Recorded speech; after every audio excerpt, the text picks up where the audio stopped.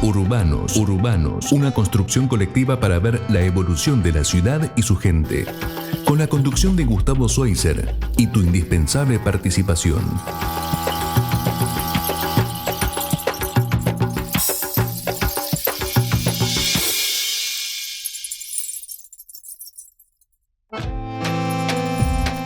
Bienvenidos, bienvenidas a Urbanos, como todas las semanas, por la señal de Sónica Más, con esta idea, como decimos siempre, de ver cómo cambian las ciudades, en particular la de Buenos Aires, Mar del Plata y Rosario. Como ustedes saben, ¿no? En materia de urbanismo, patrimonio, cultura, medio ambiente, todo lo que de alguna u otra manera afecta la vida cotidiana de sus habitantes. Saludamos a Juan Martín, la operación técnica, como todas las semanas, y hoy vamos a arrancar con un tema realmente muy interesante, muy atractivo, con un amigo que hace años venimos interactuando, que es Carlos Cantini, que es gestor cultural, escritor y esencialmente un divulgador de la magia de los cafés porteños. Así que un placer tenerlo hoy con nosotros y te damos la bienvenida, Carlos. Gustavo, gracias por la invitación, siempre es un placer venir a hablar con vos y sobre cafés. Bueno, hay mucha gente que conoce la tarea que venís desarrollando hace muchos años, pero para aquellos que por ahí no saben, yo te diría que empecemos diciendo qué es Café Contado, cómo nació y cómo después se fue bifurcando hasta la actualidad, ¿no? Café Contado nació como un ejercicio que hice en un taller para empezar a manejar las redes sociales. Entonces había un taller que se llamaba Community Manager Cultural, que era cómo aprender a aprovechar la tecnología para transmitir y promocionar una actividad cultural cualquiera que uno creara. Entonces yo entré a ese taller para aprender de redes sociales. Uh-huh. Y cuando me preguntaron, bueno, ¿pero qué quieres hacer? ¿De qué quieres hablar? Y tiré 3 o 4 ideas. No tenía pensado hacer el café, si bien ya sabía mucho, pero no entré con esa idea. Y cuando las enumeré me dijeron, no, tenés que hablar de cafés. Uh-huh. Así que inventate un nombre y créate un Facebook, un Twitter en ese momento y un blog. Uh-huh. Y medio que me obligaron. Y entonces, como yo te digo, ya disponía de la información por una maestría que había hecho, que se había pasado la tesis sobre los cafés de Buenos Aires, dije, bueno, ya tengo la información, empecé a nutrir esas redes. Y después fue mutando, después empecé a jugar, bueno, hice el blog que está disponible, las cuentas de Facebook, después salió Instagram, que en ese momento no existía, uh-huh. Y empecé a hacer otras actividades, empecé a hacer caminatas, después saqué un newsletter. Eso también. Que se llamaba Misa de Once, uh-huh. Que estaba muy rico porque hablaba de un café, pero también lo mezclaba con fragmentos historias y fragmentos de película, uh-huh. y ponía música que tenía que ver con lo que yo estaba contando. Era un combo de muchos ingresos distintos por distintas vías a un mismo tema. Y después pasé a hacer caminatas, porque la gente me reclamaba que quería salir a caminar. Uh-huh. Entonces empecé a hacer esas misas de 11, que yo salía los domingos a las 11 de la mañana, por eso le llamaba misa de 11 y jugaba un poco con el nombre del tango. Empecé a hacer reuniones en cafés, que se llaman misas de 11, los sábados a las 11 de la mañana, y entonces nos juntamos en un café, cuento un poco de esa zona en particular de Buenos Aires y un poco de la historia que esa zona, o sea, cómo cuenta esa cuadra o ese café un trocito de la historia de la ciudad. Uh-huh. Y después salimos de caminata. Y después terminé, a partir de eso fue que Airbnb, la plataforma, me convocó para hacer un recorrido de cafés de Buenos Aires. Y entonces armé uno que es contar la historia de la ciudad a partir de esos cafés. Y entonces camino por el barrio San Nicolás y en 6-7 cuadras visitamos la misma cantidad de cafés, todos de tipologías distintas, todos absolutamente diferentes en cuanto a su propuesta y a la dinámica y al público que asiste. Y también cuento la historia de la ciudad íntegra, desde Pedro de Mendoza hasta hoy, uh-huh. A partir de los cafés. Y lo que tiene el barrio, el centro de Buenos Aires, es que haces una cuadra y es otro movimiento, otro café, otro trozo de historia, y es muy rico y la gente se va encantada. Así que a partir de esto que empezó como red social, ya fue, bueno, y publiqué 2 libros. Acá tenemos uno de ellos que es Café Contado 2, que acá lo mostramos y le decimos a los oyentes que lo vamos a sortear. Nos trajo un ejemplar acá Carlos, así que los que quieren participar que lo vayan comunicándose con el teléfono que está ahí, el WhatsApp de sonica.com.ar, y ahí veremos quién se lo lleva. La verdad que es una maravilla. Y bueno, decíamos que obviamente vos, la raíz tuya con el café viene desde hace mucho, ¿no? Porque si bien no era el tema que inicialmente habías elegido, era uno de ellos, con lo cual era un la tema raigambre era fuerte. En realidad, un tema como de todos los porteños. Lo que pasa es que después me dediqué a escribirlo, pero no es que yo ame algo que no aman todos los demás. Todos nos gusta el café, nos gusta ir al café, simplemente que fui reuniendo esa información. Y después en pandemia lo que sucedió fue que pude estudiar 2 posgrados, uno en filosofía y letras, que era sobre historia de la ciudad de Buenos Aires, y uno en Flaxo sobre historia política y social del tango. Y entonces reuní diferente información que después, mezclado con el tema de los cafés, es lo que te decía, hoy puedo llegar a contar un poco la ciudad y toda la evolución desde la Revolución de Mayo, ponele, a partir de cafés que no es que haya todavía cafés abiertos de esa época, pero podemos remontarnos al Tortoni, que era el momento en que la ciudad estaba separada de la Confederación, hasta hoy, y siempre hay un café que acompañe ese movimiento. Y vos sabés que en Buenos Aires hace mucho que digamos, le presta atención a los bares notables, a los cafés, y esto se fue extendiendo, ¿no? Luego, ¿no? Por ejemplo, Rosario lo hizo hace no mucho, Mar del Plata también, pero acá ha habido una movida muy importante y se mantiene con el tiempo, ¿no? Porque es una oferta muy, muy grande que tiene la ciudad. Mira, sí, se ha perdido mucho, pero también hay mucho. Yo hablando así, a partir de esto de las redes... Algunos revivieron, ¿no? Claro, algunos revivieron, pero digo, a partir de las redes también me vinculo, o he estado en contacto con gente de Montevideo, de Santiago de Chile, y ellos han perdido casi todo. Y Buenos Aires, pese a que hay mucho perdido, y de hace muy pocos años, y nos duele, la Richmond, por ejemplo, todavía, fatal, claro, todavía hay mucho, y hay muchos que se han recuperado, y por suerte algunos... Como la Giralda, ¿no? Sí, claro, que... Revivieron.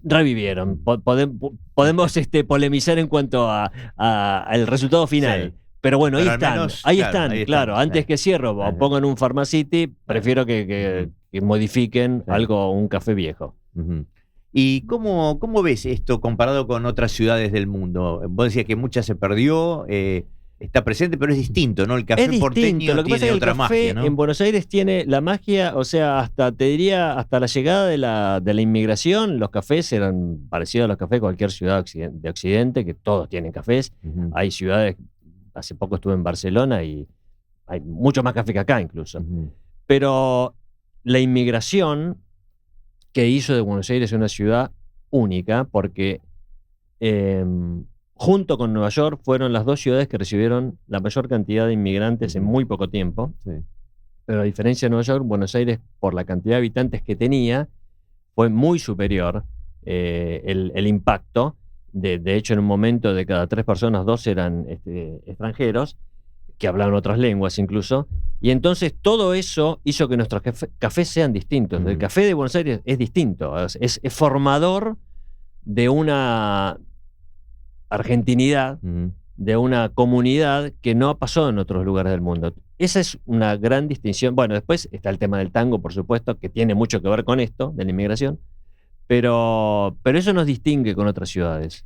Y además las costumbres que van cambiando, ¿no? Desde el café con leyendo el diario, ahora con la tablet, pero... Bueno, ahora, eso sí, no sé cómo va a terminar. Hay muchas modificaciones culturales a partir de... Se ha perdido... Pero el café convoca igual. El café sigue convocando, lo que pasa es que quizás es más individual. De hecho, cuando vos ves las cafeterías nuevas que están abriendo, son todas muy chiquititas, porque ya no existen esas mesas grandes. Claro. Uno está con su teléfono, no está con los amigos. Quizás está con los amigos, pero a partir del teléfono. Y entonces son otros tiempos, otras culturas, no sé para dónde va, no digo ni que esté ni bien ni mal ni nada, simplemente estamos viviendo esa transformación y es difícil tomar distancia y hacer un análisis. Pero como que se adapta, ¿no? Se va adaptando el Pero café claro, porteño, se adapta sí. a los cambios. Sigue sucediendo esto de ir al café, o por lo menos lo tenemos en el vocabulario y Sí, para también en la socializar acción. igual sigue. Eso Sigue está muy siendo. presente, por lo menos en Argentina y en Buenos Sí, Aires claro está que muy sí. fuerte, ¿no? Sí. Siempre. Sigue siendo un lugar de reunión. Ujú. Y otra de las cosas que decíamos, bueno, en momentos de crisis que son tan permanentes, ¿no? En nuestro país, ¿cómo se hace para mantenerlos, ¿no? Ese es uno de los grandes temas, sin apoyo de los estados, sin solo de los privados, es todo un tema de discusión ese también, ¿no? Mira, una vez hablando con la nieta de Café Martínez, del Martínez que abrió, que empezó a vender café, me decía que en los momentos de crisis es cuando ellos, como Café Martínez, más franquicias abren. Ajá. Porque hay mucha gente que reúne una suma de dinero porque es despedida, ve que le va a costar mucho conseguir otro trabajo, Ujú. y aparte está esa idea de independizarse, y entonces el momento que más franquicias ellos abren es las épocas de crisis. Y si te fijas, en los crisis en los últimos años vamos en picada, y cada vez hay más cafeterías. ¿Y cómo puede ser? Bueno, hay mucha gente que emprende eso. Después no sé los resultados finales, veremos con los años cuál sobrevive, cuál trasciende, cuál se hace importante y entra con las chances de algún día ser un notable. Pero es verdad que ves hoy más allá de los que han cerrado, y muchos han cerrado incluso porque quizás tenían un tamaño que hoy, esto que hablábamos recién, los cambios culturales hacen que tantas mesas, tanto personal, tanta cocina, hoy quizás no sea rentable. Y entonces los cafés van mutando a cosas más chiquititas, recovecos, abrirse un cajón y un café de especialidad. Y bueno, son costumbres, o sea, sigue habiendo quizás la misma cantidad, más chiquititos, se va reformulando. Y por la competencia es grande. Vos fíjate que las cadenas, como decís vos, las franquicias, se preparan más para los cambios, te ponen las mesas largas con los enchufes, para que te ponga todo, ¿viste? Pero está el otro café tradicional, que es el que a uno más le gusta. La franquicia, como franquicia de lo que fuera, el café no es exento a eso, te libera de ponerte a pensar, una propuesta, de ponerte... De salir a competir a un campo cafetero en Buenos Aires que es tan difícil y tiene cosas de jugadores tan fuertes. Entonces vos decís, voy a empezar de cero. ¿En qué cuadra? ¿Cuál es el que está más cercano? ¿Qué historia tiene?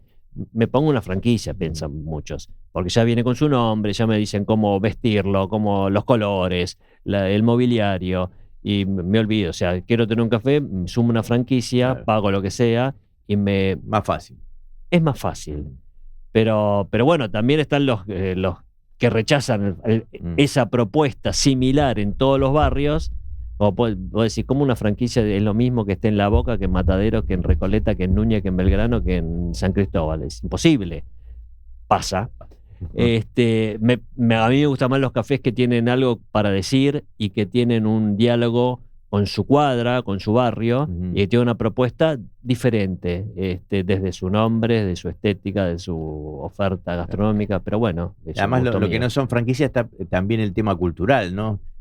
Antes era más, pero todavía hay cafés o bares donde podés escuchar música, podés tener una charla, podés tener un taller. Eso también, claro, esos también son cambios que se observan, ¿no? Hay muchos, por ejemplo, ya es muy raro que en un café no haya un televisor encendido, pero aunque sea sin volumen. Sí. Pero hay una necesidad de estar informado, que tenemos todos, que estamos todo el tiempo mirando el teléfono, que si hay un café donde tenés el televisor con el zócalo que te dice qué es lo que está pasando, la gente va a decir, mira, yo vivo en La Boca, y en la esquina hay un café divino, que no tiene cable, tiene el televisor, pero no ha conectado ningún cable, casi que no va nadie, porque la gente va a los lugares donde está el zócalo que le está diciendo en ese momento donde hay un incendio, a quién chocó, a quién metieron preso.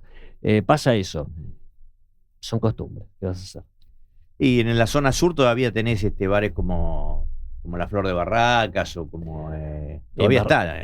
Barracas se ha transformado varias veces, pero... No, Barracas tiene tres notables que son hermosos, que es la Flor de Barracas, Los Laureles y el Progreso. Y los Laureles se bailaban hasta... Se sigue bailando, sí. Se sigue bailando. Tiene sus noches de milonga, tiene sus domingos de peña.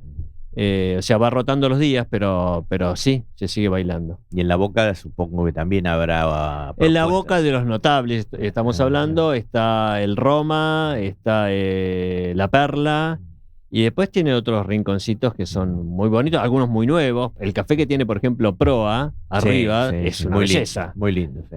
Nada, es un café nuevo, moderno, pero no importa, no tiene por qué ser todo viejo para que Claro, se vean lindos los cafés. Claro.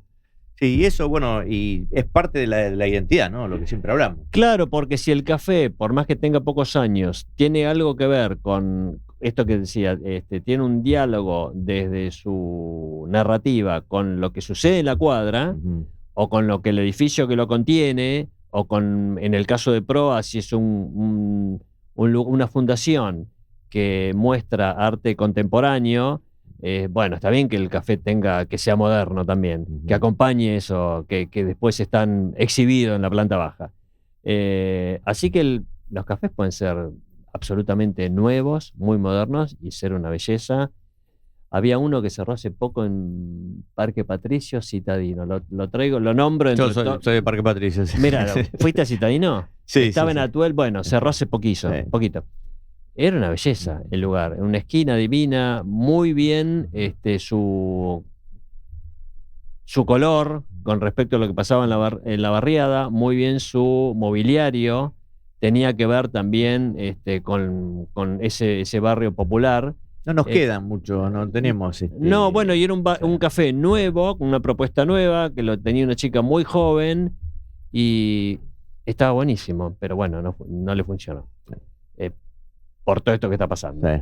Pero bueno, insisto, los cafés no tienen por qué tener ese dejo de antigüedad ni de viejo para funcionar y para representar a la ciudad. No es así. Puede ser un café que abra mañana y que esté recontra moderno y que sea tan Buenos Aires como el Tortoni. Seguro. Igual esperemos que sigan los históricos, los que sigan están, aguantando, sí, que sigan reviviendo como le pasó con algunos, ¿no? Y que se mantenga, ¿no? Porque es parte como de... Ahora está por reabrir el Dorrego, el que está frente a la plaza Uh-huh. Humberto Primo y Defensa.